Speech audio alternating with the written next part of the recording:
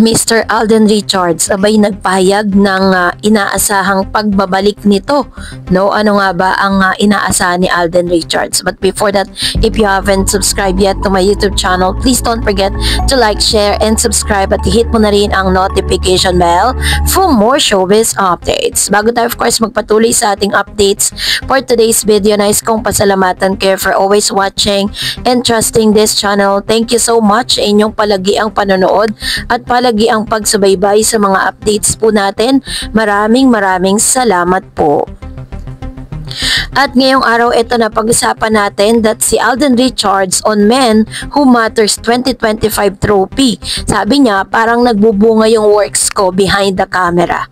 Alden Richards is among the recipients of the Men Who Matter 2025 by People Asia Magazine, and for the Kapuso as star, the honor served as a motivation to him to keep pursuing his passion and advocacy for work.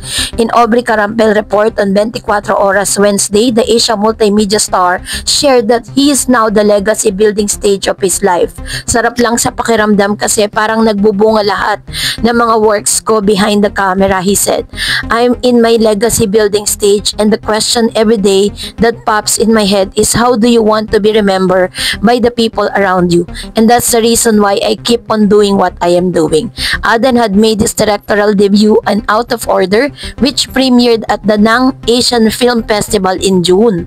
The passionate cyclist also recently finished his first gravel cycling race, an experience he called humbling. Ang sarap lang sa pakiramdam, sabi niya, that the only thing that matters to me at that time, of course safety is number one, but it was just me, the bike, the terrain, and the finish line.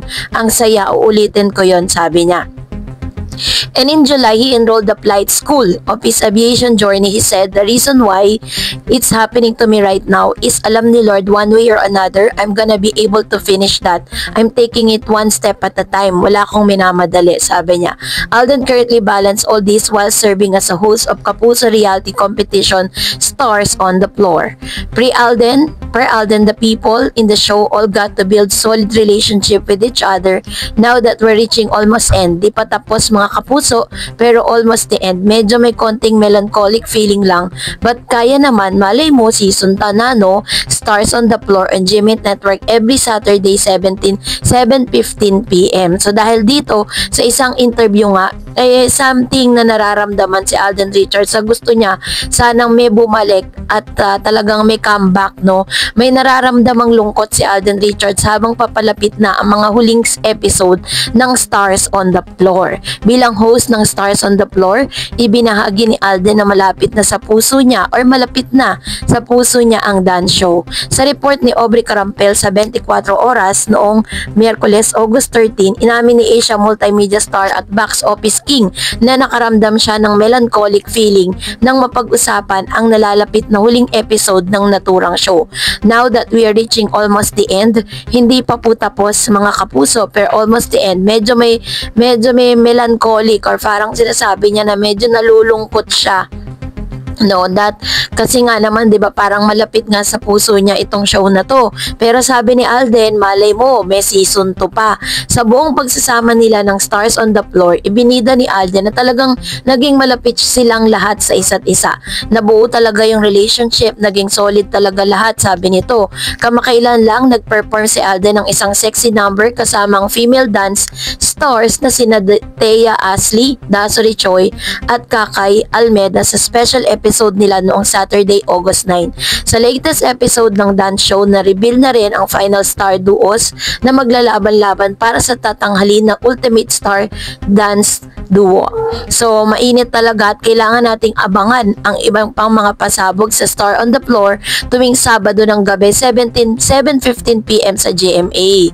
So, yun po yung ilan, no, na kung saan talagang pinagmamalaki ni Alden Richards na isa ito sa pinakamasaya niyang show na nagawa sa GMA kasi nga naman parang ngayon lang talaga siya tumatanggap. Yung parang tinatanggap niya kasi ngayong mga projects or mga program sa GMA is more on hosting. Kasi nga parang binibisi niya yung sarili niya sa kanyang mga sunod-sunod na mga gagawin. Personal growth na gusto niya. Kasi dumating na si Alden Richards sa buhay niya na parang lahat nagawa niya na.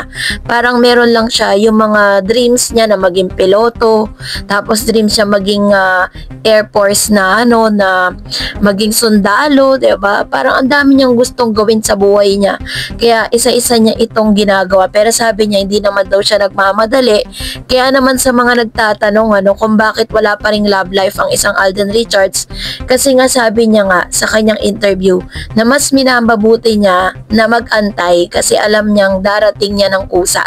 Hindi niya dapat ipilit at hindi niya kailangan na talagang i-pressure yung sarili niya kahit po nandun na siya sa tinatawag na marrying age. Nakikita niyo naman that Alden Richards really enjoying her life right now and mas lalo pong napapalapit siya sa Lord ngayon dahil lagi siyang namamataan sa mga Christian churches and of course lagi po siyang nagpo-post ng mga prayer nga talaga may kita mo na doon talaga siya nakatutok ngayon parang it doesn't matter what happened to his career, it doesn't matter what happened to his love life, ang importante sa kanya ngayon is ma-fulfill ang lahat ng mga gusto niya. Pero sa ngayon, nagpo-focus muna siya sa mga very very light na mga proyekto pero nagiging malapit sa puso niya.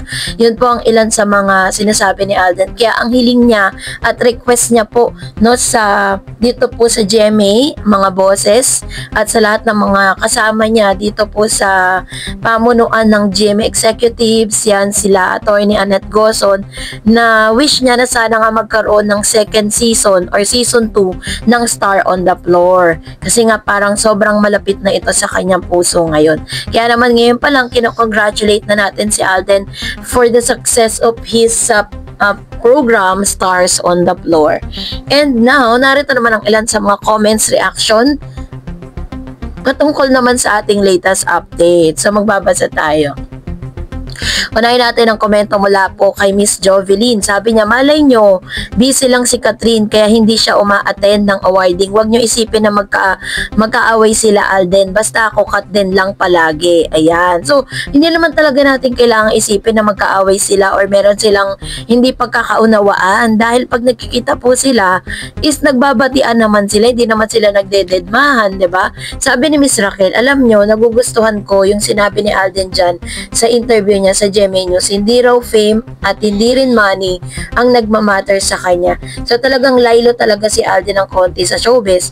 Ang nakakabilib kay Alden kapag sinabi niya talagang ginagawa niya at pinaninindigan, tinatapos talaga ni Alden. Like itong kanyang cyclist era at pilot era niya, mabuting tao pero laging nabibiktima si Alden ng mga walang kwentang tao. Alam niyo tama yung sinabi ni Alden kahit anong buti mo, mas lamang pa rin ang walang kwentang tao. Ay nako, totoo yan, diba? Na kahit ano pong ipakita mo sa lahat.